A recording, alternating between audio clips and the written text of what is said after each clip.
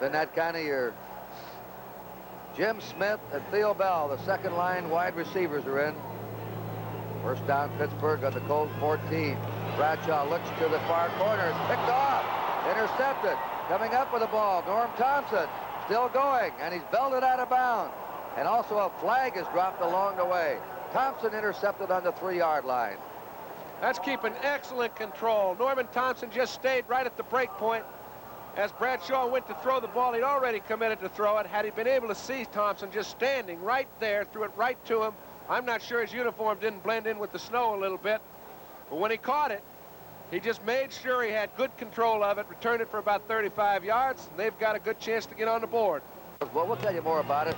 On first down, Troop is hit, gets rid of the ball, and it's incomplete. Joe Green got to him, and White. Joe Green, 75. Joe in his 10th year and having a good year, solid year. I feel very much for Bill Troop. He has a problem picking out his people because all of these uniforms really blend in with that snow out there. He had Don Hardiman on a little layoff pattern. How he found him at all was quite a trick. Joe Green just about got him down before he could see him. Lynn Swan is going into the Steeler locker room. He may not be back. May have hurt an injury. Don Hardiman gained 90 yards last week. He's trying to play, as John said, put on an impressive ending and play himself into a first-team spot next year. Tremendous spectacular out there. Whoops. Ball squirted away. The Steelers have the ball. L.C. Greenwood down around the goal line. They knocked it out of Bill Troop's grasp. Everybody diving forward on the slippery turf. And it appeared the Steelers had it. Well, I think they did, only because they outnumbered the Colts about 8-1 down there in that pile. They do. They've got it.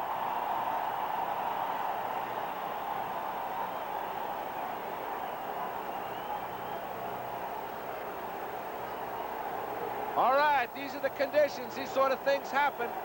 He goes back to throw, gets a good pass rush. Didn't even realize he lost the ball for a second there. Almost every man in the whole defensive line and linebacker crew for the Steelers touched a piece of that ball, and finally L.C. Greenwood came up with it. He got it. He's being congratulated. It's on the 2-yard line of the Colts. Pittsburgh first and goal to go. Look at That's that. the first turnover against Baltimore. 14-0 Steelers. 9 minutes to play in the first half. Here they go. And they score. Franco Harris, his second touchdown. 7 touchdowns rushing this season for him.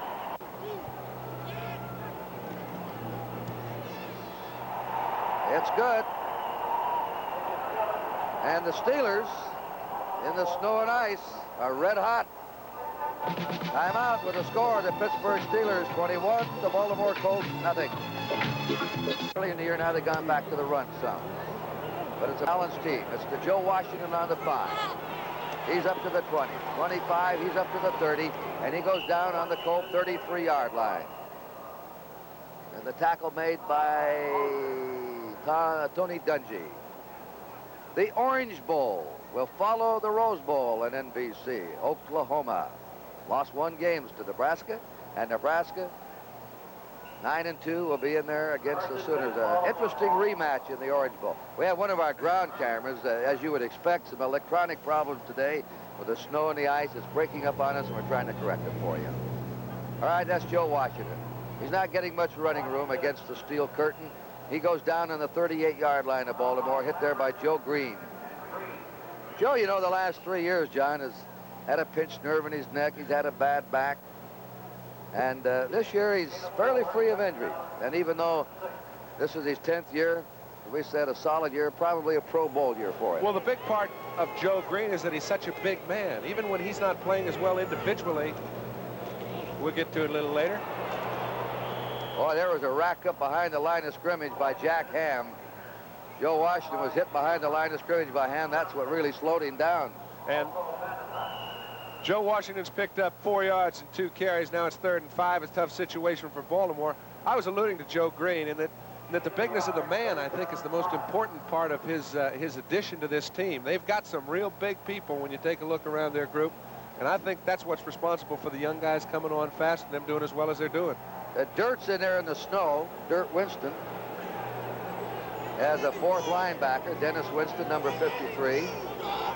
Don McCauley's in the backfield for the Colts. Sideline pass, and skipping out of bounds is Roger Carr, but he skipped out before the first down marker, so they're still short of a first down. Kurt, that's just getting careless. They have to get a first down on the play. They've got 5 yards to go. We know there's a flag down on the field, but Carr doesn't know that. No matter what, you're dead if you only gain 3 when you need 5 on 3rd and 5. McCauley, and he wriggles for the first down over his 45 to his 47-yard line. John Banasak and Jack Lambert make the stop.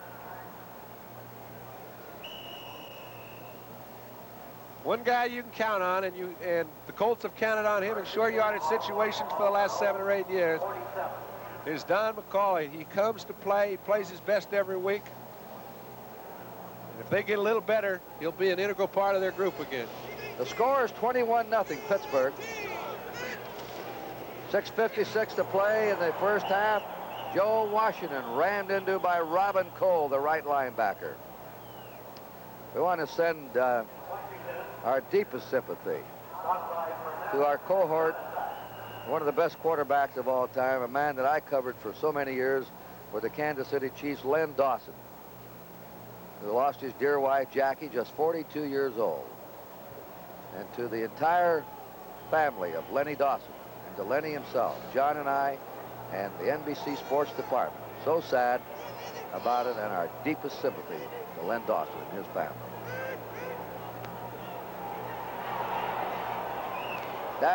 Down the field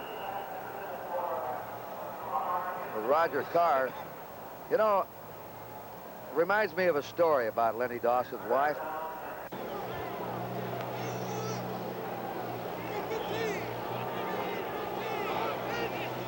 Here's Bill Troop fading.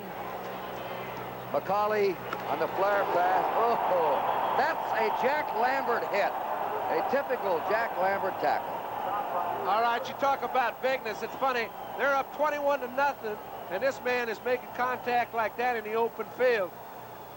I had the feeling that if this game got close, Lambert may kick a few fannies out there and really get people humming just to keep their momentum, but McCauley is the total effect of this play.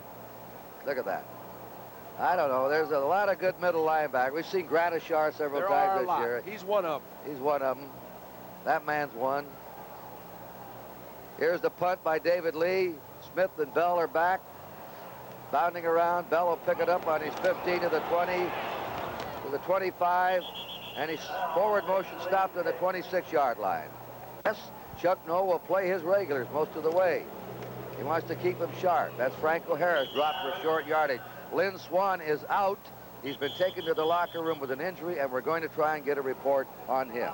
Stan White, the last tackle. There is a frustrated man, Bert Jones. He's also worried. He's played only 3 games this year. He has a separation in the top of his shoulder. He doesn't believe it's healing right. He came back too soon, was re-injured, and he is concerned. He is concerned about that shoulder. Well, you know how good Bert is when he's well. As a matter of fact, when his shoulder was bothering him and he was still throwing effectively, it took a little something off the ball, but I tell you, those receivers were running into it with regularity. I didn't think he should come back when he did. I don't think he should have now. And it's going to take him a while to get his throwing motion back, because you change a lot of things when your shoulder's bad and you have to adjust your motion. I just hope he comes back next year in strong form. That's John Cole, the left tackle, out. Replaced by Larry Brown. Ray Pinney moves over to left tackle. Brown's at right tackle. 2nd down 8. We have a report on Swan and Stallworth, both out, and we'll tell you about them in just a minute after this play. Bradshaw hands off to Harris, then they jam him up. Stan White hit him there. Lynn Swan has a head injury. That's why he was taken to the locker room. This is a Colt player going off. And John Stallworth has an upset stomach. So the 2 top receivers of the Steelers are out. And by the way, they have paired up for over 90 catches this year, tops of any pair of any team in the American Football Conference. I think if there was ever a day when it would be all right if they spend a little time in the dressing room, today seems to be the day. The Colt player going to the locker room is the rookie Reese McCall, the tight end. Third down. 5 to go for the Steelers. Smith and Theo Bell, the wide receivers, as they spread out. Bradshaw looks over his field, and he is hit from behind. He fumbles the ball, but the whistle already blown dead. Mike Ozdowski, the first-year player from Virginia, has been the best defensive player on the field for the Colts this afternoon. Well, he's been the one in the most action, Kurt, and a lot of times that happens because if you see a new fella come in, you don't pick on John Dutton. You'd rather pick on the new boy. He's held his own. He's done a good job. You can tell by that stat, 30 sacks so far in 14 games is not what's really indicative of Baltimore's front four. This time, because of good secondary coverage, Bradshaw couldn't go anywhere. The defensive line caught him, forced the Steelers to punt. Craig Colquitt punts it away. Joe Washington will catch it on his 42, 45, trying to shake and go, 50, still going, and dropped on the 41. I remember one time asking Chuck Fairbanks, he recruited Joe Washington when he was at Oklahoma. 21-0 Pittsburgh. Troop to throw it, comes out of the pocket. Short went off, and he hits his fullback Don Hardman. Hardman's down on the 35-yard line of Pittsburgh, tackled by Ron Johnson, the rookie, and Gary Dunn. If Baltimore's going to do anything in this ball game, this is their golden opportunity. 21 down with about 4 minutes left. Actually 3.5 left in the half. If they can score, it puts them back to only 14 down. We've seen what they can do on national television late in a ball game with under bad conditions as they did in New England. However, they have got to get something going. This is a pretty good play by Troop. Hardman makes a good reaction. They get about 7. Mac Olson in at tight end, replacing McCall. There goes Joe Washington. Look at him change direction. He's away. Oh, they just nip him. Robin Cole just nipped him around the ankles to save a touchdown. But we're talking about that lateral change of direction. All great runners have it, and you just saw Washington with it. Well, most of them have it when the field is dry. I haven't seen anybody be able to make this kind of a move today on this sort of slick surface. He even outruns the cameraman. He's out ahead of our picture. We finally catch him. So does Robin Cole, but they're in great scoring position. Watch it again here now. There's one change on that slippery field. Here's another cut. See? Boy, he cuts on the dime. You don't fool Donnie Shell too often either. First down on the 10-yard line. Hardman ramming the middle. And he has stopped cold there. Number 78, White. They're on about the 7 or 8 yard line. Mike Kirkland is warming up, number 15, youngster from Arkansas. You'll see Arkansas in the Fiesta Bowl against UCLA. The 2-minute warning has been given to each bench, so we'll take a bit of a warning here up in the booth with the score. Pittsburgh 21 and Baltimore nothing. Steeler fans showing no mercy, yelling defense, defense. They don't want their team to be scored on. The 21-0 lead, all the time in the world for Troop, and he's passed a touchdown to Roger Carr, and the Colts are on the scoreboard. Baltimore scores with 1:54 to go in the first half. And Troop had all day just to wait around, find somebody getting open. Good defensive coverage. However, he didn't get any surge to force him to throw the ball any earlier than he did. Took about 6-7 seconds to throw it. We mentioned earlier, if Baltimore's going to get back in this game, they have to score before the half. They were up to the task on a great Joe Washington run. This finale from Troop to Carr. 6 touchdown receptions for Roger Carr this season. 2 in 1 game from Burt Jones. They were quite a battery, a long-distance battery when they're together. Here's a kick by Linhart. It's up, and the kick is good. So it's a 21-7 game in favor of Pittsburgh with 1:54 remaining in the first half. And they better be ready. Johnson finds a hole, or Anderson finds a hole. Tim Baylor went down to make the tackle. Larry Anderson, he's been their kickoff return specialist. They've been using several. We have 1:47 to play in the first half. Coming up next is NFL 78 at halftime. Special features for you. Give Brody and I a chance to get warm. Mike Adamle isn't going to get too warm. He's been down on that field since the game started. Franco Harris, Thornton to the running back. Bradshaw, his pass, incomplete to Jim Smith. Jim Smith, an interesting player. We saw him in the Rose Bowl for the University of Michigan, an outstanding athlete at Michigan. Ever since he's been with this club, John, though, he's been injured. He's had a broken ankle last year. He's had all kinds of physical problems. But the good thing for a guy like Jim Smith is they know he's got fine ability. They have fine people playing in front of him right now. It gives him a chance to develop. You can see they all come out of the same mold. They do things that allow them to win. They get down the field well, run good patterns. With a guy like Bradshaw, he's got a good chance to be a good one. It is second down, 10 to go for the Steelers. They're leading 21-7. Unreal. Look at that move by Franco. He's still moving along. Number 42, Lloyd Mumford slowed him down. Then Lyle Blackwood did it, but you saw the moves by Franco Harris at 227 pounds. Okay, we mentioned the type of fullback he is. I didn't think he'd be able to do this sort of a thing on a day like today. He's moving and moving against Simonini, who is, if anything, really quick. Gives himself a chance to let his offensive guard pick Simonini off, cuts back behind him, and picks up about 9. Just a little over a minute to play in the first half. Pittsburgh ahead by 14. They have a third down and a yard to go.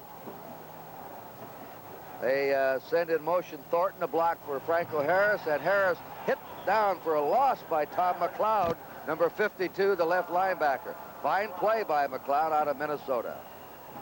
Jack Lambert, Feller, three-step kickers. Let's watch him. 1, 2, bang, away it goes. He's done a good job as a rookie.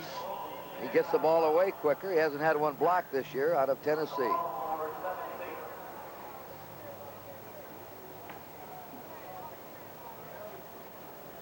Look, let's watch his reaction as it goes out. Out of bounds. They've had only 2 go into the end zone for touchbacks. He has the best net average in the conference, 35.1. That means take the punt, minus the return, and you come out with a net return, and that's what really counts. First down for the Colts. They're on their 18-yard line. They've just scored a touchdown. They're trailing 21-7, and they're trying to come back against the powerhouse Steelers. Troop gives the ball to Washington. Washington is pulled down behind the line of scrimmage on a quick charge by Jack Lambert, the middle linebacker. Look at him. He follows Washington back and says something to him. Yeah.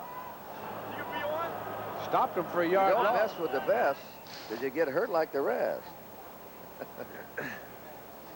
Lambert is fired up. I don't care what game he's playing in it, out of it, or whatever it is. He wants to torment people. We have 6 seconds to go in the half. 173 yards for Pittsburgh to just 5 for Baltimore. Total yardage way in favor of the Steelers. Turnovers 1 and 1. Very few for such conditions. And there's the man, Bradshaw. I know he thought he might get out of this baby in the second half. However, Baltimore comes on with a late rush, puts a score on the board. They're within 14 points. And, you know, we sit up here and wonder what ball players are thinking. But having been in this situation on a few occasions. John McCauley and Joe Washington are back for Baltimore as we start the second half. A driving snow now here. It's aimed toward McCauley. McCauley on the 10. He's up to the 20. 25 to the 30. And he is rammed on the 32. He's hit there by Dennis Dirt Winston, a hard-hitting young back. And now, what was that? I think it's a little action. Robin Cole must have been... Robin Cole's mad about something, number 56. Maybe he's just trying to get warm. It's on the 32-yard line of Baltimore, first down. 21-7 Pittsburgh as we open the second half. Joe Washington. Jack Lambert bulldogged him down. And just short of the 40-yard line. Gain of 8 for Joe Washington. Okay, Steve Furness and John Banaszak on the right side. L.C. Greenwood and Joe Green on the left.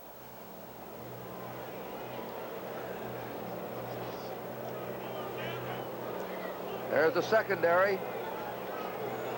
It's a changed one over a couple of years ago with the Steelers. Second down, 2 to go. 39-yard line of Baltimore.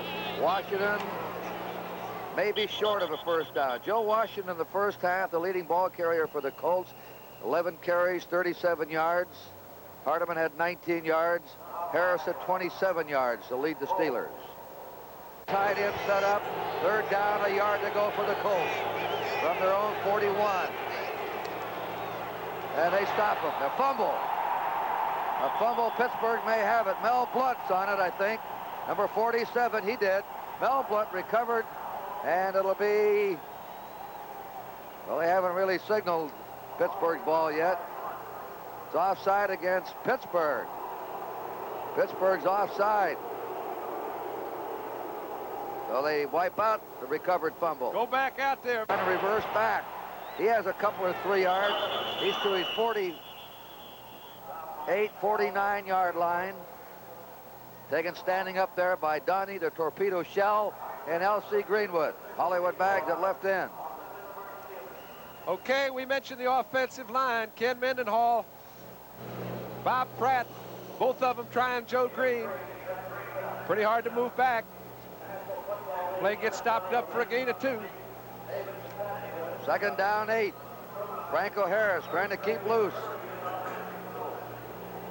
Or warm.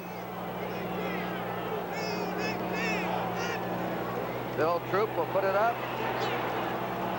Pass is way short of Roger Carr, who was open on the sideline. Troop, John, was having trouble getting his feet set.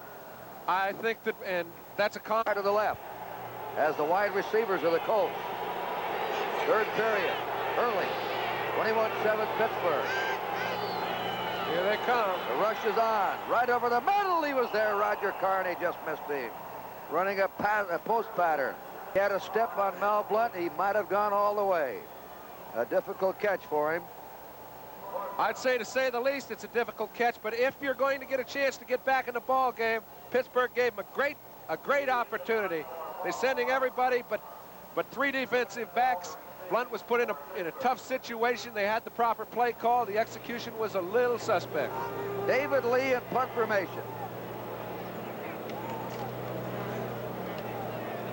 And that one was hit off his ankle, but he gets a good bounce on it. Theo Bell came up with it, and Bell is stopped on his 24-yard line. He may reach the... Tomorrow on NBC, NFL 78 opens at 12:30 Eastern Time, followed by the Jets at Cleveland, Buffalo at New England. We have later games, 3:30 NFL 78, followed by Oakland at Miami, Houston and New Orleans, Kansas City at Denver, and Seattle at San Diego. Consult your local listings for the games in your area. It's the 26-yard line of the Steelers. Franco Harris is hit from behind. He's nabbed there by Calvin O'Neill, number 51, from Michigan. First-year player. Flag on the play. There's O'Neill. Franco's hurting. It's his right arm, his right shoulder, or his right wrist as he comes off. Well, he's had a little problem with his shoulder over the year, Kurt, and this sort of condition I don't think is going to help it any. Rick Moser will replace him. Let's see what happened. I don't know if you can really see how a pinched shoulder gets hit. He's standing still. He has very little leverage going for him. You can see Calvin O'Neill comes over. He kind of rolls over on his shoulder, and they just start hurting in weather like this. Penalty was against Pittsburgh, declined by the Colts. Second down, 10. Franco Harris. Terry Bradshaw. Franco has a bad right hand, is the report on him. Bradshaw just flips it over to Blyer. It was deflected at the line of scrimmage. It is third down and 10 to go for the Steelers on their 26-yard line. Bradshaw, out it goes. That one is incomplete. Flag is down. Theo Bell, I believe they're claiming, was tripped as he was cutting across. They did. They gave Dwight Harrison a call. I'm not sure anybody can stand up in this sort of slop. That's interference off on the other end of the field. 21-7, Pittsburgh ahead. And with the ball is Jack Delaplane. Delaplane is down. The running games of both teams being stalled out. They can't get any explosion up front. or any kind of a momentum with their footing. And the defense just sort of waits for them. You're very limited. You know, you could run a draw play, you'd think. However, the defensive linemen aren't getting off on the ball well enough to be deceived. You think you could run a screen, but that takes a lot of lateral movement, which you don't want to use. About the only thing they can do is throw delayed type patterns, run the ball straight, and punt. Rocky Blyer's in, and Rick Moser. 2nd down, 10 for Pittsburgh. Bradshaw may take off. He does. He's at the 40. And he skids down right alongside the 1st down marker. Sanders Shiver drove him down. It was interesting, John. I went down in a hallway underneath the stadium, and Burt Jones and Terry Bradshaw, they're both good friends. They're both in Louisiana. And as they left, Burt reached out his hand and shook hands with Terry, and he said, good luck in the playoffs. He said, and don't get hurt today, Burt. Well, I'm not sure he needed to say that part, because every time you go out to play, there's a chance that may happen. Keep it out of your mind. Terry Bradshaw does take some chances. I don't think he concerns himself much with the score. He picks up a big 1st down. I don't know how he knew where the yard markers were, but he did. 1st down for the Steelers. They're ahead 21-7. If they win this game, they've already clinched their division. Franco Harris there with a bad hand. They would automatically clinch the home field site if they played in the championship game on January 7th, which will be carried on NBC television. A deep drop again by Terry. He shoots it out. It's no good. The pass was intended for Jim Smith, who was wide open. Number 8, Boney in. Flyer, Harris are the running backs. Bradshaw, this is their 1st team backfield in the snow, even though they're ahead, 21-7. And they had a mess up on that handoff. The Colts are up with the ball and racing in there, may get a touchdown out of it. In for the score. Darrell Luce picked it up, number 58 from Baylor, and he scores on a recovered fumble. All right, Kurt, there's about 4 minutes left in the 1st half when we discussed how does Baltimore get back in the game. They get in good field position. Troop throws a touchdown to Carr. They come back in the 2nd half. They can't move it. All of a sudden, I thought it was Simonetti who... No, it was not. It was Stan White who got a hold of Bradshaw before he could hand the ball off, forced the fumble. Darrell Luce comes in, picks it up, runs it in for a touchdown. And this game now is back in the hat. And a day that looked easy isn't going to be too easy. Suddenly very interesting. You bet. The handoff was never clean. The play was made by Stan White, using his head, taking a shot at getting Terry. It worked. Crowd suddenly quiet here at Pittsburgh. Linhart will try for the point. The Colts are right back in this game. And the kick is no good. He blew it. An American that game. Ben Cowan, Jerry Art, Ekman, Theodis Brown, and James Orr. And we're looking forward to being there. The kick is out of bounds. Flag goes down. They'll have to come back and kick it over again. We're going to have a problem with that Fiesta. Blakes are falling here. This one is coming down to Anderson. Larry Anderson finds a slight crack. Runs it upfield. Hey, look at this. He's out and away. He's at the 50. He's to the 40.